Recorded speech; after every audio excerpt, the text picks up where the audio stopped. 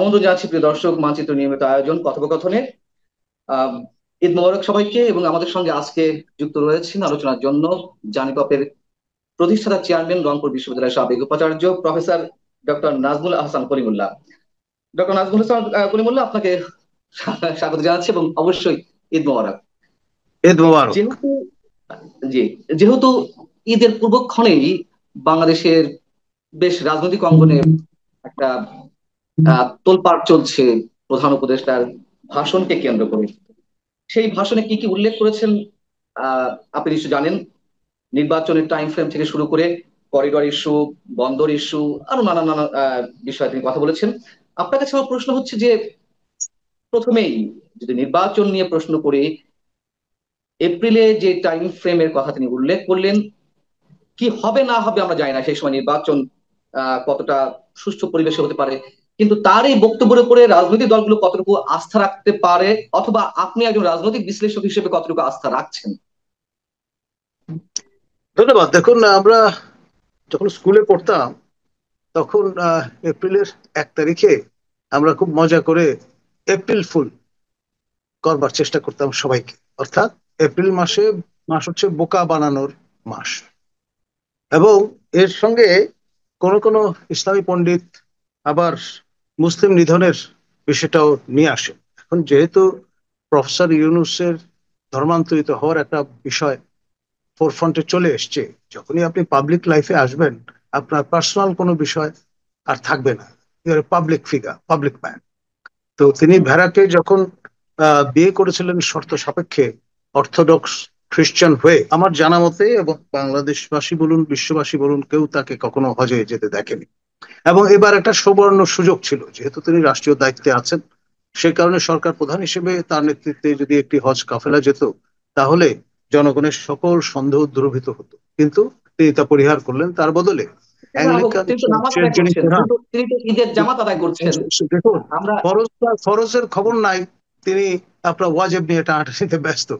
সেটি অন্য বিষয়। এখন তার মানে আপনি বলতে চাচ্ছেন যে তিনি এপ্রিল ফুল করবেন, এবং রাজনৈতিক দলগুলো 12 দলীয় জোট এরকম একটি বক্তব্য দেখুন, দিয়েছে যে এপ্রিলে এপ্রিল এটা ফুল কিন্তু করবেন তিনি। আমার আমার বক্তব্য নয়, 12টি দলের পক্ষ থেকে ঠিক এই টার্মটি ব্যবহার করা হয়েছে, যে তিনি এপ্রিল কিন্তু ফুল আপনি কি করতে মনে করেন, চলছেন। একজন রাজনৈতিক বিশ্লেষক হিসেবে আপনি কি মনে করেন তার উপরে কতটুকু আস্থা জাতি রাখতে পারে, বা আপনি কতটুকু রাখছেন যে না, তিনি দেখুন, যে তার ডিসেম্বরে মুখপাত্র নির্বাচনের কথা বলা হচ্ছে শফিক সেটি যদি নাও মহোদয়, হয়, এপ্রিলে তিনি যে তা- প্রতিশ্রুতি দিয়েছেন সেটিও বা কতটুকু আমরা আস্থা রাখবো?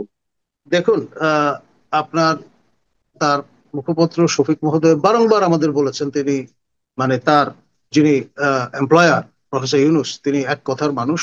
তিনি বারংবার বলেছেন, একবার জানুয়ারি, একবার ফেব্রুয়ারি, একবার মার্চ, একবার এপ্রিল, একবার মে, একবার জুন। অর্থাৎ জুনের একদিন আগেও তিনি নির্বাচন আয়োজন করবেন না।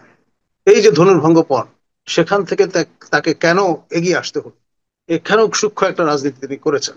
জামাতের পক্ষ থেকে দাবি করা হয়েছিল এপ্রিলে যাতে নির্বাচন হয়, হুম, হুম। এবং তিনি জামাতের সঙ্গে নিজেকে আপনার এই যে কমরেডারিটা দেখালেন, তার মধ্য দিয়ে তিনি একটি বিভেদ বা সীমারেখা টানবার চেষ্টা করেছেন। এবং এই সর্বশেষ যে অবস্থানটি, সেটি ব্যক্ত করে কিন্তু তিনি চূড়ান্তভাবে তার নিরপেক্ষতা হারিয়েছেন। তার সরকারের অধীনে নির্বাচন হলে কেউ এই নির্বাচনকে আর গ্রহণযোগ্য বলে বিবেচনা করবে বলে আমার মনে হয় না। আর এটা বিএনপির পক্ষ থেকে যে প্রেস বিজ্ঞপ্তিটি হাজির করা হয়েছে, সেটিও কিন্তু তার জন্য খুব ভালো সুখকর বার্তা নয়।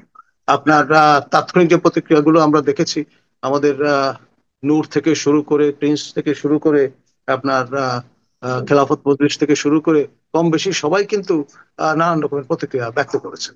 তো ফলে এখানে তার জন্য কিন্তু পথটা কুসুমাস্তীর্ণ আর থাকলো না, এটি কণ্টকাকীর্ণ হয়ে গেল। এবং আমার যথেষ্ট সন্দেহ আছে তিনি এই ডিসেম্বরের আগেই আপনার তার এই রাজাসন থেকে বিচ্যুত হন কিনা। আপনি যদি বলছিলেন যে বিএনপির পক্ষ থেকেও সন্দেহ প্রকাশ করা হয়েছে, তার উপরে আস্থা রাখাতে তারা আস্থা রাখতে নির্ভর করছেন আর কি। তো আহ এখন কি আমাদের জন্য সময়টি আরো জটিল হয়ে উঠলো? এমনিতে ডেফিনেটলি। এপ্রিল আপনি নির্বাচন, তিনি যে তারপরে আবার অ্যাংলিকান নিরপেক্ষতা চার্চের হারিয়েছেন। প্রধান রাজা চার্লসের সঙ্গে বৈঠক করতে যাচ্ছেন, সেখানেও কিন্তু তার জন্য রাফ রিসেপশন অপেক্ষা করছে। আপনার কমিউনিটির পক্ষ থেকে যে সম্বর্ধনা দেওয়ার কথা ছিল, সেটা নিরাপত্তাজনিত কারণে ইতিমধ্যে বাতিল করা হয়েছে। তারপরেও একেবারে পেডিগ্রি দেখে আপনার ডিএনএ টেস্ট করে জনা দশেক কমিউনিটি লিডারের সঙ্গে একটা বৈঠকের কথা আছে। এখন দেখা যাক শেষ পর্যন্ত সেটাও আয়োজন করা যায় কিনা। এখন এই এর যে পিছনে কি দেউলিয়া, শুধুমাত্র এই ধরনের দেউলিয়াত্বের অবস্থায় এর আগে কোনো সরকার বা রাষ্ট্রপ্রধান পড়েছেন বলে আমার মনে হয় না। সিকিউরিটি ইস্যু এর পিছনে শো করা হচ্ছে? এর পিছনে কি অন্য কোনো পলিটিক্যাল কোনো কারণ থাকতে পারে, বা রাষ্ট্রের অন্য কোনো সমস্যা লন্ডনে? দেখুন, মানে একটি বিশ্বস্ত সূত্রে এটাও জানা গেছে যে আমাদের বিএনপির কর্ণধার লন্ডন প্রবাসী তারেক জিয়া তিনিও কিন্তু আহ, আপনার অনাগ্রহ দেখিয়েছেন প্রফেসর ইউনূসের সঙ্গে বৈঠক করবার ক্ষেত্রে। কারণ হচ্ছে, যেই লোক সবাইকে ব্যবহার করতে ওস্তাদ, গরিব মানুষের পকেট থেকে চিপে পয়সা বের করবার কৌশল যিনি আবিষ্কার করেছেন, তিনি তারেক জিয়ার মতো ব্যক্তিত্ব, যিনি লড়াকু একজন তরুণ তুর্কি থেকে শুরু করে আজকে পরিণত বয়সে এসছেন, তাকে পর্যন্ত কায়দা করে বিক্রি করে দেন কিনা কে জানে। সেক্ষেত্রে বিএনপির পক্ষ থেকে আরো একটি অভিযোগ জানানো হয়েছে যে তিনি রাজনৈতিক ভব্যতার সীমা লঙ্ঘন করেছেন। এই বিষয়টিকে আপনি কিভাবে মূল্যায়ন করবেন? আমি আমি যেটি বলবো, যে একজন অনির্বাচিত ব্যক্তি হয়েও তিনি যেভাবে এই চট্টগ্রাম বন্দর ইস্যুতে আহ, যারা প্রতিবাদ করবেন, বাধা দেবেন, তাদের প্রতিহত করবার ঘোষণা দিয়েছেন, আহ্বান জানিয়েছেন।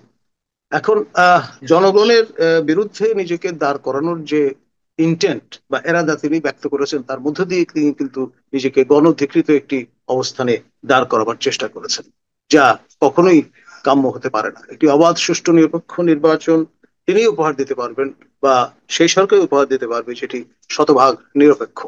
আপনার প্রফেসর ইউনূসের যে স্বপ্নের রাজনৈতিক দল, যেটি ক্রমে আপনার বেড়ে উঠছে, সেই দলের জন্য তিনি আপনার আরো 4 মাস বাড়িয়ে নিলেন দল গোছানোর প্রয়োজনে।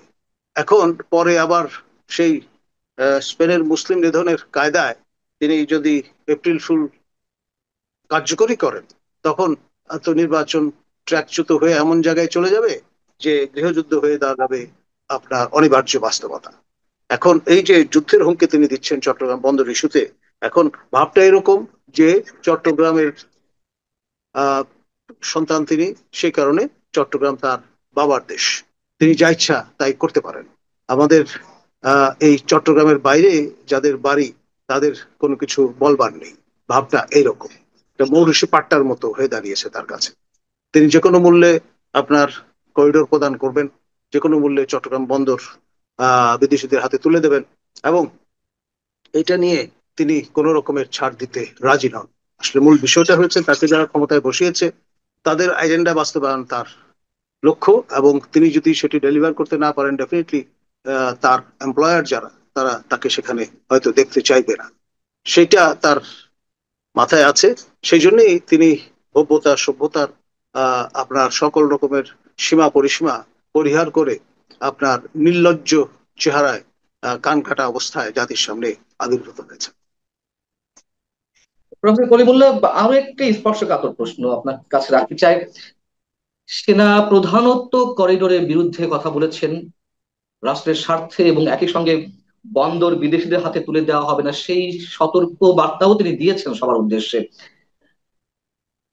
তিনি কি একই সঙ্গে সেনাবাহিনী, বিএনপি কিংবা আর যারা বিরোধিতা করা বা করছেন, আপনি থেকে শুরু করে আমরা সবাই যারা দেশের স্বার্থে কথা বলছি, সবার বিরুদ্ধে প্রতিহত করার ঘোষণা দিয়েছেন? মানে সবাইকে প্রতিহত করার ঘোষণা আপনার কাছে এরকমটা মনে হয়?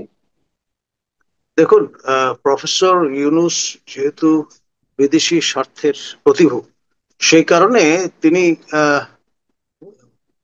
আমরা বনাম বিশ্ব এইরকম একটি ব্যাটল লাইন ড্র করবার চেষ্টা করছেন।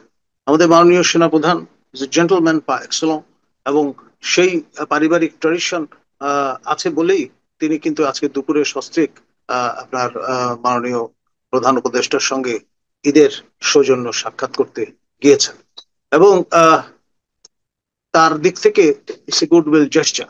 তারপরেও যদি প্রফেসর ইউনুস ট্র্যাকে না আসেন, তাহলে আসলে সবার জন্যই সেটি হবে